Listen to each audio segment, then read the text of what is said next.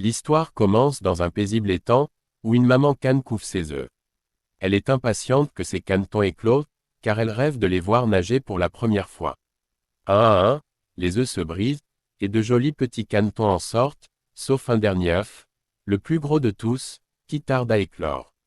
La cane, intriguée et un peu inquiète, décide de rester patiente. Finalement, cet œuf éclot, et un grand caneton grisâtre en sort.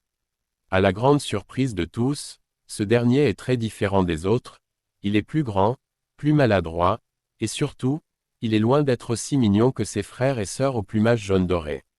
La maman cane est un peu perplexe, mais elle l'accepte tout de même parmi ses petits. Cependant, les autres animaux de la ferme commencent à remarquer la différence de ce caneton. Rapidement, il est surnommé « le vilain petit canard », à cause de son apparence étrange et décalée par rapport aux autres. Tandis que ses frères et sœurs sont acclamés pour leur beauté et leur grâce, lui est ridiculisé et méprisé. Dès les premiers jours, il est rejeté par presque tous les animaux de la basse-cour. Le vilain petit canard subit des moqueries constantes de la part des autres canards, des poules, et même des humains. Les enfants de la ferme le poursuivent, le taquinent, et le frappent. Ses propres frères et sœurs le bousculent et l'attaquent, et la mère elle-même commence à douter de lui, se laissant influencer par l'opinion générale. Les autres canards ne cessent de lui dire qu'il est laid et inutile, allant jusqu'à lui faire sentir qu'il n'a pas sa place parmi eux. La situation empire chaque jour, au point que le vilain petit canard décide de fuir la ferme pour échapper à ces humiliations.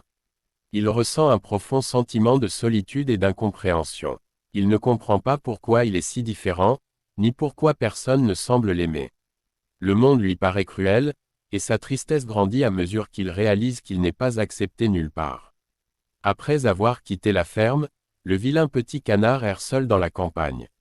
Il rencontre divers animaux au fil de ses aventures, mais partout où il va, il continue de subir des rejets.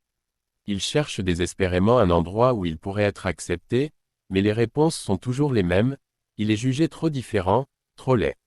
Dans sa quête de refuge, il tombe sur une vieille cabane où vit une vieille femme avec un chat et une poule.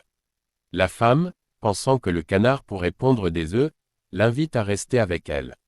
Mais bien vite, le vilain petit canard se rend compte qu'il ne peut pas répondre aux attentes de la vieille femme, puisqu'il ne pond pas d'œufs. Le chat et la poule se moquent de lui et lui reprochent de ne pas savoir faire comme eux. Ils le critiquent pour son apparence et son incapacité à suivre les normes de la maison. Sentant une nouvelle fois qu'il n'est pas à sa place, le vilain petit canard repart dans la nature, plus triste et plus seul que jamais. Il cherche sans relâche un endroit où il pourrait s'intégrer, mais il se retrouve souvent confronté à la froideur des autres animaux.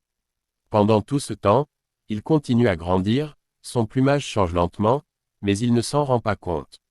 Cependant, malgré toutes les épreuves qu'il traverse, il conserve l'espoir qu'un jour, il trouvera un endroit où il pourra être heureux. Le vilain petit canard erre seul dans les champs et les forêts, jusqu'à ce que l'hiver arrive.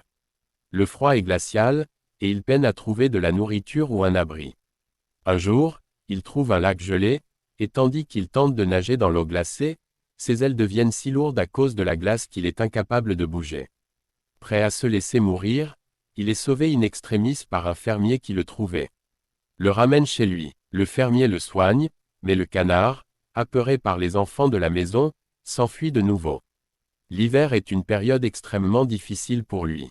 Il doit se battre contre les éléments, le froid, et la faim. Seul et perdu, il survit tant bien que mal jusqu'au printemps. Ce passage du conte symbolise les épreuves de la vie, la dureté du monde extérieur, et les moments où l'on peut perdre espoir.